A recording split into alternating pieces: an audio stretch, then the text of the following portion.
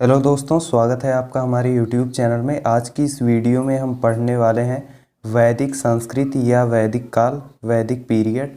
Part 1 है इसका। इसके टोटल 4 पार्ट्स आएंगे। ये पार्ट 1 है और जो तीनों पार्ट अभी आएंगे उनकी लिंक आपको डिस्क्रिप्शन में मिल जाएगी। वहाँ से आप लोग उन वीडियोज़ को देख सकते हो। बहुविकल्पीय प्रश्नों का ये वीडियो है और इसमें आपको ऐसे प्रश्न कराए जाएंगे जो कि एग्ज़ाम में कई बार पूछे जा चुके हैं, इम्पॉर्टेंट प्रश्न। इसका पीडीएफ आप फ्री में डाउनलोड कर सकते हो। पीडीएफ का लिंक आपको डिस्क्रिप्शन में मिल जाएगा, तो वहाँ से आप इसका पीडीएफ डाउनलोड कर सकते हो। चलिए बढ़ते हैं प्रश्नों की तरफ। पहला प्रश्न है, पूर्व वैदिक या ऋग्वैदिक संस्कृत का काल किसे माना जाता है? तो जो पूर्व वैदिक या ऋग्वैदिक संस्कृत का काल है वह है 1500 ईसा पूर्व से 1000 ईसा पूर्व। जो वैदिक काल था उसका विभाजन 2 भागों में हुआ था। एक पूर्व वैदिक काल जिसे 1500 से 1000 ईसा पूर्व माना जाता है जिसका कालखंड, और दूसरा उत्तर वैदिक काल। उत्तर वैदिक काल 1000 से 600 ईसा पूर्व माना जाता है। अगले प्रश्न की तरफ बढ़ते हैं। अगला प्रश्न है, उत्तर वैदिक संस्कृति का काल किसे माना जाता है? तो इसका उत्तर मैंने आपको पहले ही प्रश्न में बता दिया कि उत्तर वैदिक संस्कृति का काल 1000 से 600 ईसा पूर्व है। अगले प्रश्न की तरफ बढ़ते हैं। अगला प्रश्न है, आर्य शब्द का शाब्दिक अर्थ है? तो आर्य शब्द का शाब्दिक अर्थ है श्रेष्ठ या कुलीन। आर्य द्वारा जो निर्मित सभ्यता थी उसे ही वैदिक सभ्यता कहा जाता है। आर्यों की जो भाषा थी वह संस्कृत थी और आर्यों का जो समाज था वह पितृ प्रधान था। अगला प्रश्न है, प्रारंभिक आर्यों के बारे में निम्न कथनों में से कौन सा सही नहीं है? तो वे संस्कृत बोलने वाले थे, ये कथन सही है। दूसरा है, वे घुड़सवारी किया करते थे, तो ये भी सही है। तीसरा है, वे कई झुंडों में भारत पहुँचे, ये भी सही है। चौथा है, मुख्यतः नगरों में निवास करते थे, तो यही आपका कथन सही नहीं है, क्योंकि जो आर्य थे वे लोग ग्रामीण लोग थे, वे लोग गांव में रहते थे। जो वैदिक सभ्यता थी या आर्यों की सभ्यता हम कह सकते हैं जो थी, वह एक ग्रामीण सभ्यता थी, तो वे लोग नगरों में निवास नहीं करते थे बल्कि ग्रामीण लोग थे। अगला प्रश्न है, इनमें से किसी फसल का ज्ञान वैदिक काल के लोगों को नहीं था? किस फसल का ज्ञान वैदिक काल के लोगों को नहीं था? तो वह था तंबाकू। तंबाकू का ज्ञान वैदिक काल के लोगों को नहीं था। अगला प्रश्न है, उत्तर वैदिक काल के वेद विरोधी और ब्राह्मण विरोधी धार्मिक अध्यापकों को किस नाम से जाना जाता था? तो जो उत्तर वैदिक काल के जो वेद का विरोध करते थे या ब्राह्मण का विरोध करते थे, उनके धार्मिक अध्यापकों को श्रमण के नाम से जाना जाता था। अगला प्रश्न है, वैदिक गणित का महत्वपूर्ण अंग है? तो वैदिक गणित का महत्वपूर्ण अंग जो है वह है शुल्ब सूत्र। अगला प्रश्न है, किस वेद में प्राचीन वैदिक युग की संस्कृति के बारे में सूचना दी गई है? तो वह है ऋग्वेद। ऋग्वेद में प्राचीन वैदिक युग की संस्कृति के बारे में सूचना मिलती है। अगला प्रश्न है, निम्नलिखित में से उत्तर वैदिक काल में लिखे गए ग्रंथों का सही क्रम कौन सा है? तो वह है वेद, ब्राह्मण, आरण्यक और उपनिषद। ब्राह्मण क्या होते थे? तो जो ब्राह्मण ग्रंथ होते थे वे गद्य में लिखे गए होते थे और उसमें कर्मकांडों की विवेचना होती थी। आरण्यक क्या है? तो आरण्यक कर्मकांड के पीछे के जो उद्देश्य थे उनकी विवेचना आरण्यकों में दी गई है। और उपनिषद जो थे वे परमेश्वर, परमात्मा, ब्रह्म के स्वभाव और उनके संबंध का दार्शनिक वर्णन उपनिषदों में मिलता है। अगला प्रश्न है, वेदों की संख्या कितनी है? तो वेदों की संख्या 4 है।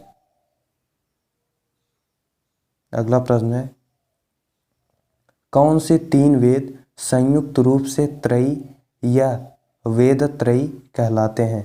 तो वे हैं ऋग्वेद, यजुर्वेद और सामवेद। ऑप्शन नंबर ए वाला आपका करेक्ट हो जाएगा, क्योंकि जो ऋग्वेद था उसमें वह एक पद्य संग्रह था, यजुर्वेद गद्य संग्रह था और सामवेद गान संग्रह था। अगला प्रश्न है, भारत के राज चिन्ह में प्रयुक्त होने वाले शब्द सत्यमेव जयते किस उपनिषद से लिए गए हैं? तो जो भारत के राज चिन्ह में जो सत्यमेव जयते लिखा हुआ रहता है वह मुंडक उपनिषद से लिया गया है। अगला प्रश्न है, ऋग्वैदिक आर्यों का मुख्य व्यवसाय क्या था?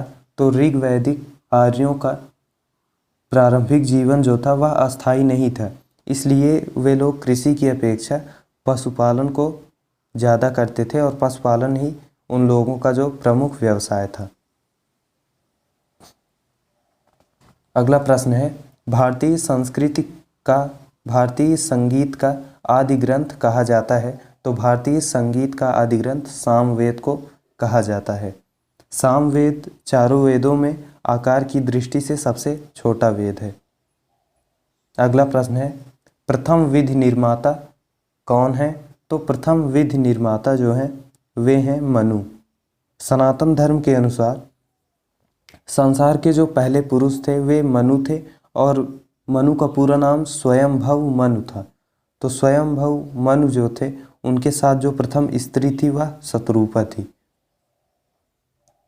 अगला प्रश्न है, कृष्ण भक्ति का प्रथम और प्रधान ग्रंथ है? तो कृष्ण भक्ति का प्रथम और प्रधान ग्रंथ श्रीमद् भागवत गीता है। अगला प्रश्न है, ऋग्वेद में संपत्ति का प्रमुख रूप क्या है? तो ऋग्वेद में संपत्ति का प्रमुख रूप गोधन है। गोधन क्या है? तो गोधन का अर्थ है पशुधन। जिसके पास जितनी अधिक गाय होता था उस समय उसको उतना ही अमीर माना जाता था। अगला प्रश्न है, ऋग्वेद के किस मंडल में शूद्र का उल्लेख पहली बार मिलता है? तो ऋग्वेद के 10वें मंडल में शूद्र का उल्लेख पहली बार मिलता है। ऋग्वेद का जो 10वां मंडल है वह चारों वर्णों की उत्पत्ति का वर्णन उसी 10वें मंडल में ही मिलता है। ऐसा उसमें लिखा गया है कि जो ब्राह्मण थे वे मुख से, क्षत्रिय जो थे वे भुजाओं से, वैश्य जांघों से और शूद्रों की उत्पत्ति पैरों से हुई है। अगला प्रश्न है, पुराणों की संख्या कितनी है? तो पुराणों की संख्या 18 है। अगला प्रश्न है,